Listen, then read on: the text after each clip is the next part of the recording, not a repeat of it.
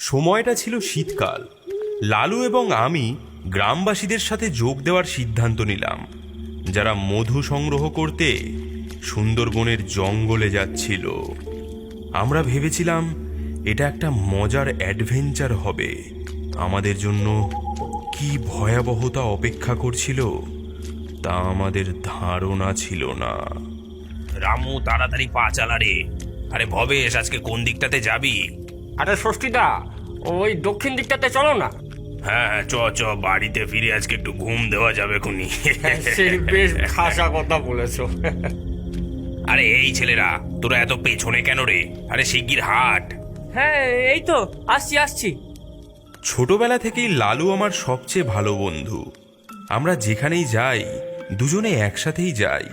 ও সাহসী এবং কৌতূহলী, আর ওর এই সাহসের জন্যই আমাদেরকে অনেকবার বিপদের সম্মুখীন হতে হয়েছে। আমরা হাঁটতে হাঁটতে বনের মাঝে গিয়ে পৌঁছালাম। গ্রামবাসীরা গাছ থেকে মধু সংগ্রহ করতে লেগে গেল। আমি আর লালু জঙ্গলের আরেকটু গভীরে প্রবেশ করতে থাকলাম। এদিকটাতে বাঘের ভয়ে মানুষ খুব একটা আসে না, তাই এদিকে মধু পাওয়ার সম্ভাবনাটাও বেশি। আমরা বন দিয়ে হেঁটে যাচ্ছি, এমন সময় লালু বলল, আরে ওটা দেখ, পাহাড়ের ঢালে ওই খোলা মতো দেখতে পাচ্ছিস? লালু মাটিতে একটা বড় গর্তের দিকে ইঙ্গিত করে, যা আংশিকভাবে ঝোপ এবং লতাপাতা দ্বারা আবৃত। হ্যাঁ, এটা সম্ভবত কোনো বন্য প্রাণীর গর্ত। শিয়াল হবে হয়তো। এই শিয়ালের গর্ত আমি দেখেছি। শিয়ালের গর্ত এত বড় হয় না। এটা নিশ্চয়ই কোনো গুহা, আর এই গুহার মধ্যে কোনো মূল্যবান কিছুও তো থাকতে পারে। তুই কি পাগল হয়েছিস? আমাদের এখন দলের সঙ্গে থাকার কথা, কিন্তু আমরা দল থেকে অনেকটাই দূরে চলে এসেছি। তার উপর আবার ওই গুহার মধ্যে যেতে বলছিস। তুই এত ভীতু কেন রে? গুহার মধ্যে যাব, গিয়ে দেখবো কি আছে, তারপর টুক করে বেরিয়ে পড়বো। এই বলেই লালু ওই গুহার দিকে এগিয়ে যেতে লাগলো। লালু দাঁড়া, যাস না, কোনো হিংস্র জন্তু থাকলে কি হবে? আরে আমাকে বিশ্বাস কর, কিচ্ছু হবে না, চলে আয়। ভেতরটা কি অন্ধকার রে! গুহার ভেতর হাঁটতে হাঁটতে আমরা একেবারে শেষ প্রান্তে চলে আসলাম। এখানে গুহার পথটা একটা বড় পাথরের চাই দিয়ে বন্ধ করা, এবং সেই পাথরের পেছন থেকে সোনালি আলোর রেখা ছিটকে বেরিয়ে আসছে। এ কি রে? সোনালি আলো, কিছু বুঝতে পারছিস? হ্যাঁ, আমি বলেছিলাম না, ভেতরে নিশ্চয়ই কোনো গুপ্তধন আছে। বলাই, হাত লাগা। হ্যাঁ,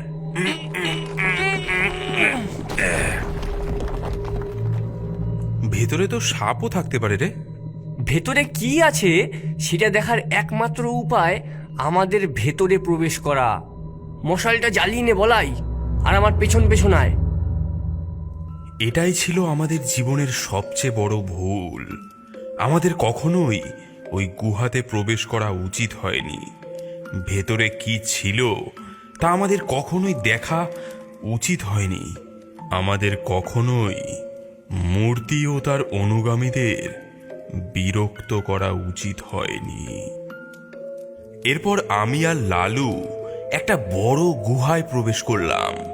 আমাদের মনে হচ্ছিল আমরা যেন আলিবাবা 40 চোরের গুপ্তধনের ভাণ্ডারের খোঁজ পেয়ে গেছি। আমরা দেখলাম চারিপাশে বড় বড় সিন্ধুকে ভরা সোনার মুদ্রা এবং অলংকার ঝলমল করছে।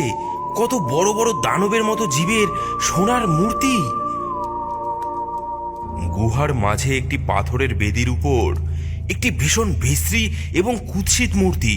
মূর্তিটির যেন একটি চোখ নেই, গলায় হাড়ের মালা, এক হাতে একটি অস্ত্র আর এক হাতে মানুষের খুলি ধরা। সেই মূর্তির সামনে কিছু হাড়িকাঠ সাজানো, যেন বহু বছর আগে প্রাণী বা মানুষদের এই দেবীর কাছেই উৎসর্গ করা হতো। কি দারুণ এই জায়গাটা! দেখ, একদম অবিশ্বাস্য। আর মাঝের ওই মূর্তিটা কত ভয়ঙ্কর! ভয় পাস না, ওটা শুধু শিল্প। কেউ নিশ্চয়ই অনেক আগেই এটা তৈরি করেছে। কিন্তু কেন? এর মানে কি? এই মূর্তিগুলোই বা কাদের? আমি জানি না, হয়তো এটা একটা দেবী বা রাক্ষস বা দুই হতে পারে। লালু, ওর ধারে কাছেও যাস না, এটা বিপজ্জনক হতে পারে। আরে চাপ নিস না, এটা শুধু একটা মূর্তি, এটা আমাদের ক্ষতি করবে না। উম, উম, উম। এটা তো পাথরের তৈরি এবং খুব মসৃণও। লালু প্লিজ ভাই চল, কিছু সোনাদানা পকেটে ভরে বাড়ি ফিরে যাই। আমার কেমন একটা খারাপ অনুভূতি হচ্ছে। দাঁড়া বলাই, আমি কিছু একটা দেখতে চাই। এই দেখ, এটা ধারালো এবং চকচকে আর অনেক ভারীও আছে। লালু নামিয়ে রাখ, তুই এটা কি করছিস তুই নিজেও জানিস না। আরে চিন্তা করিস না, এই কাটারি আমি তোর উপর চালাবো না, আমি শুধু একটা জিনিস দেখতে চাই। এমন সময় লালু এক অদ্ভুত কাণ্ড করে বসলো। সে ওই মূর্তির অস্ত্রটা তুলে নিয়ে তার হাতের উপর চালিয়ে দিল। লালুর হাত থেকে ফোঁটা ফোঁটা রক্ত গিয়ে পড়ল সেই মূর্তির পায়ে। লালু, লালু এটা তুই কি করছিস? তুই কি পাগল হয়েছিস? কয়েক ফোঁটা রক্তই বেরিয়েছে, আমার বেশি লাগেনি। আমি দেখতে চাই এবার কি হয়। লালু এবার ওর রক্তমাখা হাতটা সেই মূর্তির মুখের মধ্যে মাখিয়ে দিতে থাকলো। আজ আমি নতুন ইতিহাস তৈরি করতে চলেছি। সেই মূর্তিটির মুখে রক্ত লেগে মূর্তিটি আরো ভয়ঙ্কর দেখতে লাগলো। এমন সময় হঠাৎ শুনতে পেলাম এক তীব্র অশুভ গর্জন। দেখলাম মূর্তিটির একটি চোখ উজ্জ্বল হয়ে উঠেছে এবং সেই চোখ থেকে বেরিয়ে আসা আলো পুরো গুহাটাকে আরো বেশি আলোকিত করে তুলেছে। লালু এরই মধ্যে বিপদ বুঝতে পেরে অস্ত্রটি ফেলে দৌড়ে আমার দিকে ছুটে আসলো। ওরে বাবারে! লালু, লালু তুই এটা কি করলি? এই মূর্তি মনে হচ্ছে জেগে উঠেছে। আমি তো তোকে ভয় দেখানোর জন্য মজা করছিলাম, এখন এই মূর্তি দেখি সত্যিই জেগে উঠেছে। আর এই গর্জন শুনে মনে হচ্ছে আমরা তার ধ্যান ভাঙিয়েছি বলে তিনি খুবই রেগে আছেন। এমন সময় সেই পাথরের মূর্তিটি দরদর করে কাঁপতে থাকলো, চারিপাশে যেন ভূমিকম্প হতে লাগলো। মূর্তির মুখ থেকে এক তীব্র ভয়ঙ্কর গর্জন বাতাসকে পূর্ণ করে দিতে লাগলো। এবার আমাদের কি হবে? আমরা এখানে এসে অনেক বড় ভুল করে ফেলেছি। বলাই, সাবধান!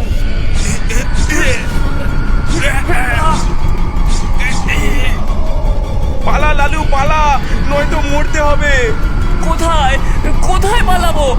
যে কোনো জায়গায়, শুধু এই মূর্তির থেকে দূরে। আমরা ভেবেছিলাম আমরা আবার গ্রামে ফিরে যেতে পারবো, কিন্তু আমাদের ধারণা ভুল ছিল।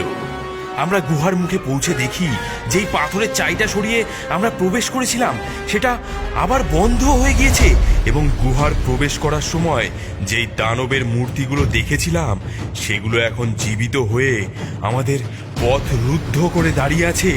তারা তারা অনবরত রাগে গর্জন করছে এবং আমাদেরকে গাল দিচ্ছে। চোর, অনুপ্রবেশকারী, মায়ের সোনা চুরি করতে এসেছিস?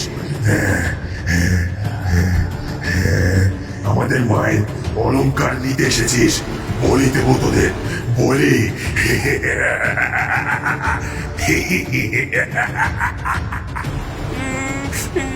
বলাই, এরা কারা? এরা মনে হয় ওই মূর্তিরই অনুগামী, যারা এই মূর্তিটি পুজো করত। আমরা এদের দেবীকে বিরক্ত করেছি, এর জন্য এরা আমাদের উপর ভীষণ রেগে গেছে। আমাদের পালানোর সব পথ বন্ধ হয়ে গিয়েছিল। আমাদের সামনেই ছিল আমাদের মৃত্যু। সেই বিশালাকার দানবগুলো আস্তে আস্তে আমাদের দিকে এগিয়ে আসছিল।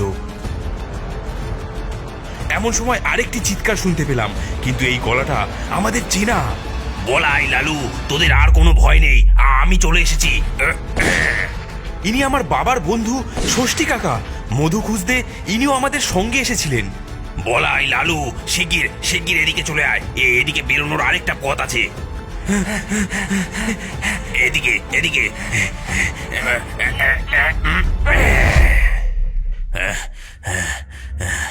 অনেকক্ষণ ধরে তোদের দেখতে পাচ্ছিলাম না বলে এই বন জঙ্গলে কোথায় গেলি জোয়ান রক্ত। বাঘের মুখে আবার যাতে না পড়িস তাই দেখার জন্য আমি তোদের পায়ের ছাপ দেখে দেখে এখানে আসি। ভাগ্যিস এসেছিলাম, নয়তো ফিরে গিয়ে তোদের বাবা মাকে কি জবাব দিতাম আমি। কিন্তু তোরা এক সাংঘাতিক জিনিস খুঁজে বার করেছিস। এখানে এখানে যা গুপ্তধন আছে, সুন্দরবনের সব গ্রামবাসীর সব অভাব দূর করা যাবে। আমাদের আর প্রাণের ঝুঁকি নিয়ে মধু সংগ্রহ করতে আসতে হবে না।